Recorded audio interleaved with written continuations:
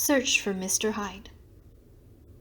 That evening, Mr. Utterson came home to his bachelor house in sombre spirits, and sat down to dinner without relish. It was his custom of a Sunday, when this meal was over, to sit close by the fire, a volume of some dry divinity on his reading desk, until the clock of the neighbouring church rang out the hour of 12, when he would go soberly and gratefully to bed. On this night, however, as soon as the cloth was taken away, he took up a candle and went into his business room. There he opened his safe, took from the most private part of it a document endorsed on the envelope as Dr. Jekyll's will, and sat down with a clouded brow to study its contents. The will was holograph, for Mr. Utterson, though he took charge of it now that it was made, had refused to lend the least assistance in the making of it. It provided not only that, in case of the decease of Henry Jekyll, M.D., D.C.L., L.L.D., F.R.S., and C., all his possessions were to pass into the hands of his friend and benefactor, Edward Hyde, but that in case of Dr. Jekyll's disappearance or unexplained absence for any period exceeding 3 calendar months, the said Edward Hyde should step into the said Henry Jekyll's shoes without further delay, and free from any burthen or obligation, beyond the payment of a few small sums to the members of the doctor's household. This document had long been the lawyer's eyesore. It offended him both as a lawyer and as a lover of the sane and customary sides of life, to whom the fanciful was the immodest. And hitherto it was his ignorance of Mr. Hyde that had swelled his indignation. Now, by a sudden turn, it was his knowledge. It was already bad enough when the name was but a name of which he could learn no more. It was worse when it began to be clothed upon with detestable attributes, and out of the shifting, insubstantial mists that had so long baffled his eye, there leapt up the sudden, definite presentiment of a fiend. "I thought it was madness," he said, as he replaced the obnoxious paper in the safe, "and now I begin to fear it is disgrace." With that he blew out his candle, put on a great coat, and set forth in the direction of Cavendish Square, that citadel of medicine, where his friend, the great Dr. Lanyon, had his house and received his crowding patients. If anyone knows, it will be Lanyon, he had thought. The solemn butler knew and welcomed him. He was subjected to no stage of delay, but ushered direct from the door to the dining-room, where Dr. Lanyon sat alone over his wine. This was a hearty, healthy, dapper, red-faced gentleman, with a shock of hair prematurely white, and a boisterous and decided manner. At sight of Mr. Utterson, he sprang up from his chair and welcomed him with both hands. The geniality, as was the way of the man, was somewhat theatrical to the eye, but it reposed on genuine feeling. For these two were old friends, old mates both at school and college, both thorough respecters of themselves and of each other, and what does not always follow, men who thoroughly enjoyed each other's company. After a little rambling talk, the lawyer led up to the subject which so disagreeably preoccupied his mind. "I suppose, Lanyon," he said, "you and I must be the 2 oldest friends that Henry Jekyll has." "I wish the friends were younger," chuckled Dr. Lanyon, "but I suppose we are. And what of that? I see little of him now." "Indeed," said Utterson, "I thought you had a bond of common interests." "We had," was his reply, "but it is more than 10 years since Henry Jekyll became too fanciful for me. He began to go wrong in mind, and though of course I continue to take an interest in him for all sakes' sake, as they say, I see and I have seen devilish little of the man. Such unscientific balderdash," added the doctor, flushing suddenly purple, would have estranged Damon and Pythias. This little spirt of temper was somewhat of a relief to Mr. Utterson. They have only differed on some point of science, he thought, and being a man of no scientific passions, except in the matter of conveyancing, he even added, "It is nothing worse than that." He gave his friend a few seconds to recover his composure, and then approached the question he had come to put. "Did you ever come across a protégé of his, one Hyde?" he asked. "Hyde?" repeated Lanyon. "No, never heard of him, since my time." That was the amount of information that the lawyer carried back with him to the great dark bed on which he tossed to and fro, until the small hours of the morning began to grow large. It was a night of little ease to his toiling mind, toiling in mere darkness and besieged by questions. 6 o'clock struck on the bells of the church that was so conveniently near to Mr. Utterson's dwelling, and still he was digging at the problem. Hitherto it had touched him on the intellectual side alone, but now his imagination also was engaged, or rather enslaved, and as he lay and tossed in the gross darkness of the night and the curtained room, Mr. Enfield's tale went by before his mind in a scroll of lighted pictures. He would be aware of the great field of lamps of a nocturnal city, then of the figure of a man walking swiftly, then of a child running from the doctor's, and then these met, and that human juggernaut trod the child down and passed on regardless of her screams. Or else he would see a room in a rich house, where his friend lay asleep, dreaming and smiling at his dreams, and then the door of that room would be open, the curtains of the bed plucked apart, the sleeper recalled, and lo! There would stand by his side a figure to whom power was given, and even at that dead hour he must rise and do its bidding. The figure in these two faces haunted the lawyer all night, and if at any time he dozed over, it was but to see it glide more stealthily through sleeping houses, or move the more swiftly, and still the more swiftly, even to dizziness, through wider labyrinths of lamp-lighted city, and at every street corner crush a child and leave her screaming. And still the figure had no face by which he might know it. Even in his dreams it had no face, or one that baffled him and melted before his eyes. And thus it was that there sprang up and grew apace in the lawyer's mind a singularly strong, almost an inordinate curiosity to behold the features of the real Mr. Hyde. If he could but once set eyes on him, he thought the mystery would lighten and perhaps roll altogether away, as was the habit of mysterious things when well examined. He might see a reason for his friend's strange preference or bondage, call it which you please, and even for the startling clauses of the will. And at least it would be a face worth seeing, the face of a man who was without bowels of mercy, a face which had but to show itself to raise up, in the mind of the unimpressionable Enfield, a spirit of enduring hatred. From that time forward, Mr. Utterson began to haunt the door in the by-street of shops. In the morning before office hours, at noon when business was plenty and time scarce, at night under the face of the fogged city moon, by all lights and at all hours of solitude or concourse, the lawyer was to be found on his chosen post.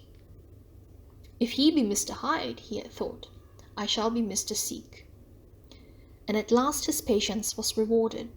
It was a fine dry night, frost in the air, the streets as clean as a ballroom floor, the lamps unshaken by any wind, drawing a regular pattern of light and shadow.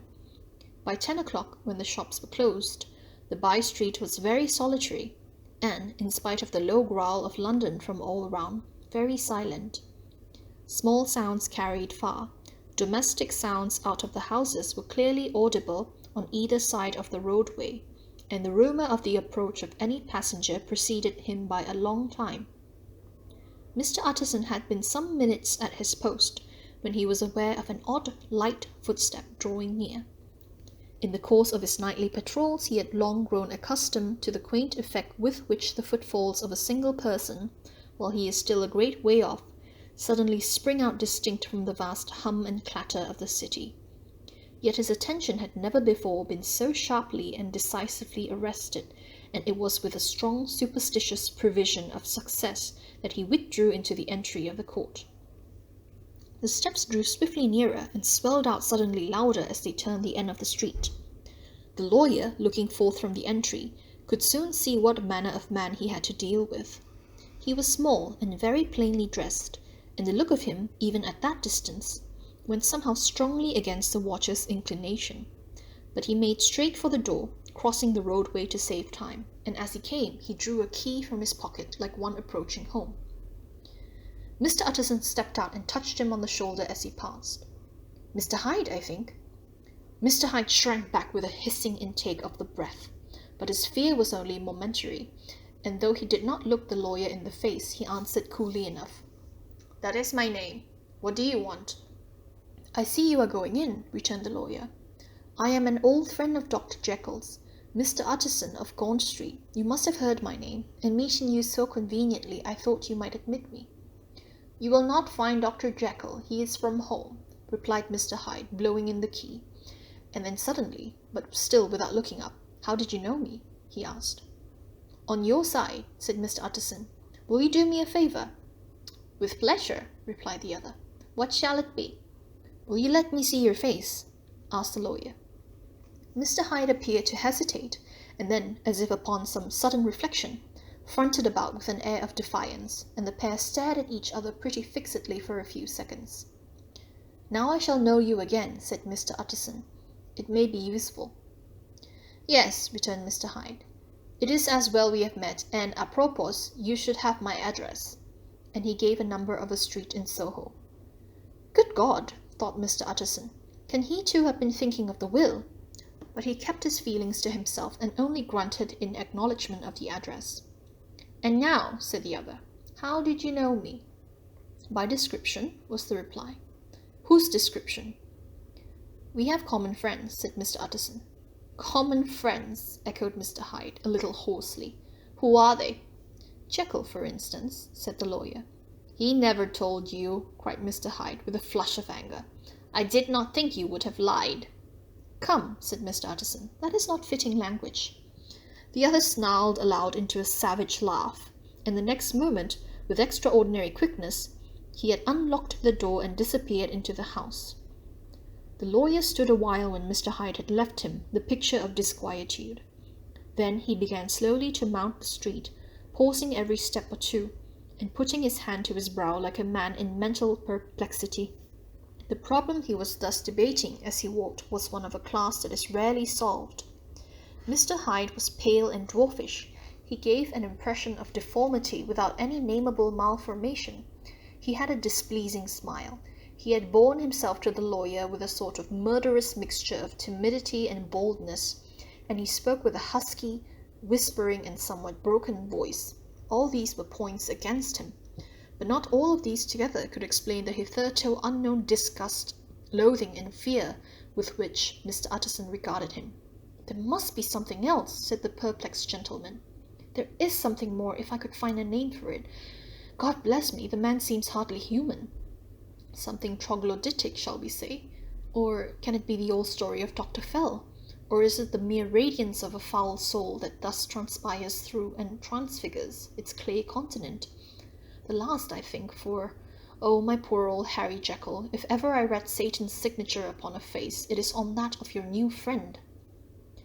Round the corner from the by-street there was a square of ancient, handsome houses, now for the most part decayed from their high estate, and let in flats and chambers to all sorts and conditions of men, map engravers, architects, shady lawyers, and the agents of obscure enterprises. One house, however, second from the corner, was still occupied entire, and at the door of this, which wore a great air of wealth and comfort, though it was now plunged in darkness except for the fan-light, Mr. Utterson stopped and knocked. A well-dressed, elderly servant opened the door. "Is Dr. Jekyll at home, Poole?" asked the lawyer.